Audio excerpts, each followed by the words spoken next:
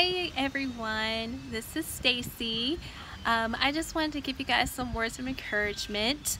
I'm out here, it's Saturday, it's really nice out right now, feels really good, so I'm out on my back porch just sitting and enjoying the wind. Sorry if you do hear the wind in the video, but I'm enjoying it myself.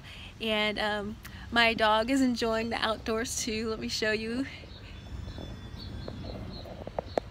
He's just relaxing in the sun. Isn't that just precious? So, I just wanted to give you guys some words of encouragement. I know that we are facing a very trying time right now. Many of us are in lockdown. We have the coronavirus going on.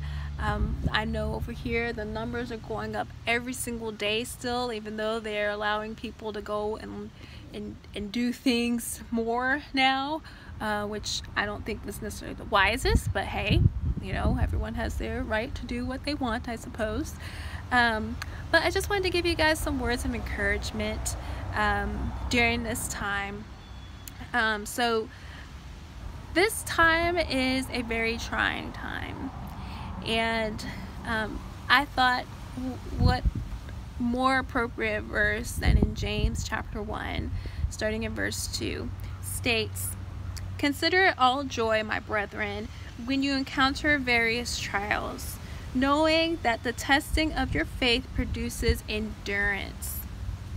And let endurance have its perfect result, so that you may be perfect and complete, lacking nothing. But if any of you lacks wisdom, let him ask of God, who gives to all generously and without reproach, and it will be given to him. But he must ask in faith without any doubting. For the one who doubts is like the surf of the sea, driven and tossed by the wind. For that man ought not to expect that he will receive anything from the Lord, being a double-minded man, unstable in all his ways." And so for many people, they're actually in a test or a trial right now with this coronavirus.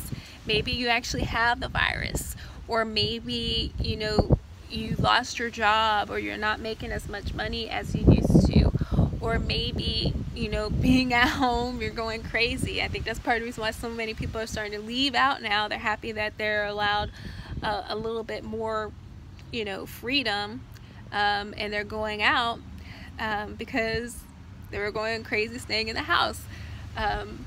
But keep in mind that there's a reason for all the tests and trials you go through. I think James 1 states it very, very clear. It is to help build endurance in you. In some translations it says patience. And patience is actually an attribute of love. Love is patient, love is kind, you know. And so it's a good thing to have and develop within you.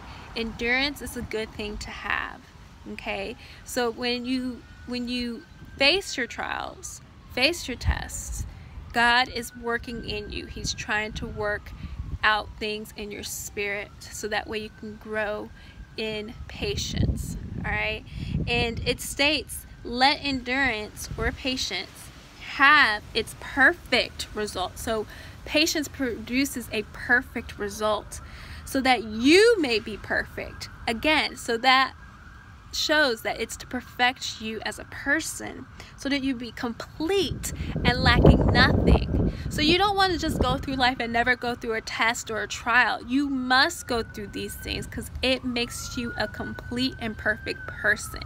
Okay, so I know it's not fun. I know it's not pleasurable. I know that it sometimes it makes you hurt inside. You might actually have physical pain that you're going through, emotional pain, sociological pain, all those different types of pains you might be going through. But it is to work your faith. God wants to know, will you trust me through this? Will you trust me that I have the bigger picture in mind and that I will take care of you? Will you trust me that I am trying to build you as a person? That's what God wants to know. God wants to know if you have faith. God wants to know if you trust him in every little thing that you go through and big thing that you go through. Some of us, we went through a lot of little things, and now this is a big thing that God was preparing us for. He wants to know, will you trust me through this storm? Right? And he doesn't just say, okay, have patience, have endurance. He knows that sometimes we need a little help, where you need to ask God, okay, what is it that I need to do?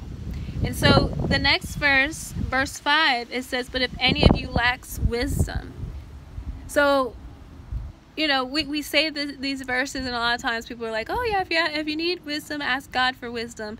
But James is talking about it. If you're facing a test and a trial, if you're facing a test or a trial, you need wisdom to get yourself through it, because you don't want to mess up and do something wrong, and then you're in that test even longer, or you mess things up. And so you should ask God for wisdom. How should you handle the situation? What are different things that you should be doing? Right?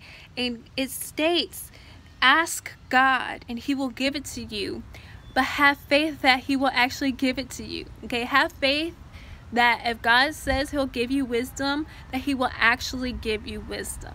Okay, it says, but he must ask in faith without doubting. The one who doubts is like the surf of the sea, driven and tossed by the wind.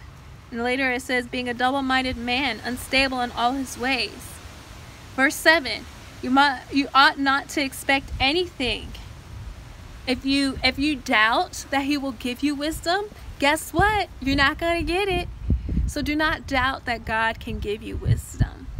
If you really want wisdom, pray to God for it. Believe that he will actually give you the wisdom, and that you will get it.